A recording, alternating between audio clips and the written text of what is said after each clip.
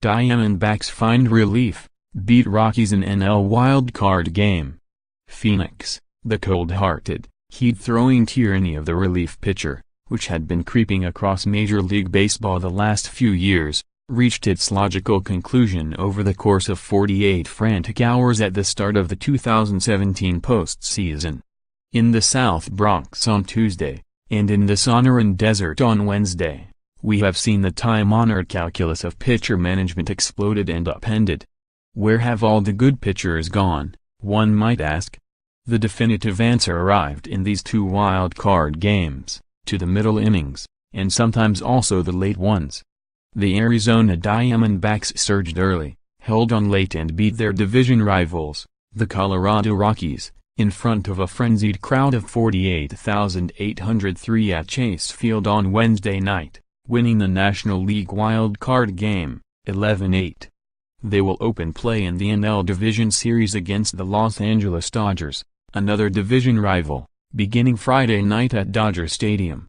But it is the manner in which the Diamondbacks won Wednesday night, and the way the New York Yankees beat the Minnesota Twins the night before in the American League contest, that speaks to some monumental shift in the sport's foundation, making one wonder what further marvels the rest of this postseason holds.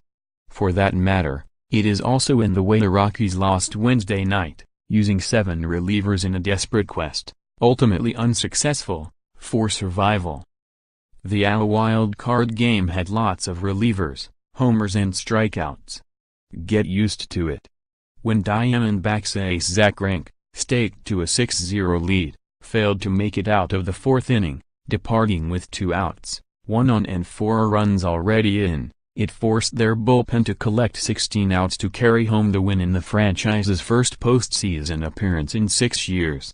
It did so, just barely, thanks largely to the efforts of Robbie Ray, ostensibly Arizona's number 2 starter but pressed into relief duty by Greinke's early exit. He gave the Diamondbacks 7 outs in the critical middle innings, and set up man Archie Bradley, one of the game's new breed of multi-inning super relievers, who delivered 4 outs during a stone-cold bonkers outing that pushed the game to the edge of absurdity.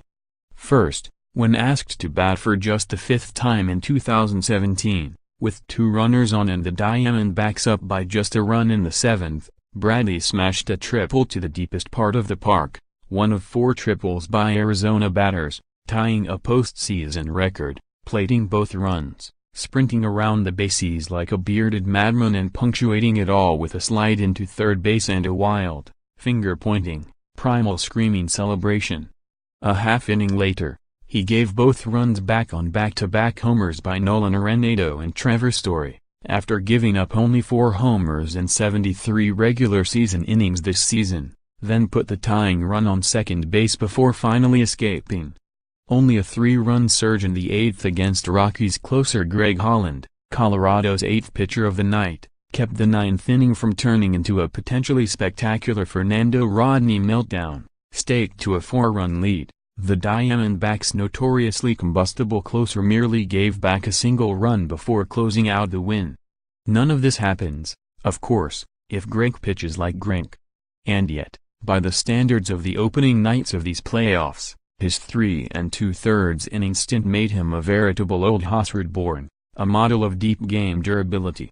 Paltry as they may have seemed, the 11 outs Greinke collected matched the totals of the other 3 starters in the wild card round combined, Minnesota's Ervin Santana, 6, Colorado's John Gray, 4, and New York's Luis Severino, 1. The true, complete story of how the Nationals fixed baseball's worst bullpen in 2 trades over these 2 nights, those 4 starters, more or less the aces of their respective staffs, combined to give up 15 earned runs in those 71 third innings, an ERA of 18.41. Relievers, meanwhile, accounted for 80 of the 102 outs over these 2 nights. While it's true that the bastardized version of baseball required in winner-take-all games lends itself to quick hooks and oddly timed bullpen moves, It was only 3 years ago that San Francisco's Madison Bumgarner threw a shutout in the NL Wild Card game, and only 1 year ago that he did it for a second time. In each, the 9 innings Bumgarner completed were more than all 4 wild card starters this year combined, 71 thirds.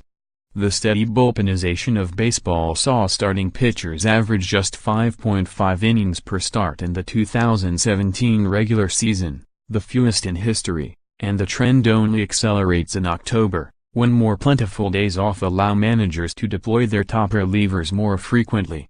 In last year's Cubs-Indians World Series, for example, not a single starting pitcher collected an out after the 5th inning.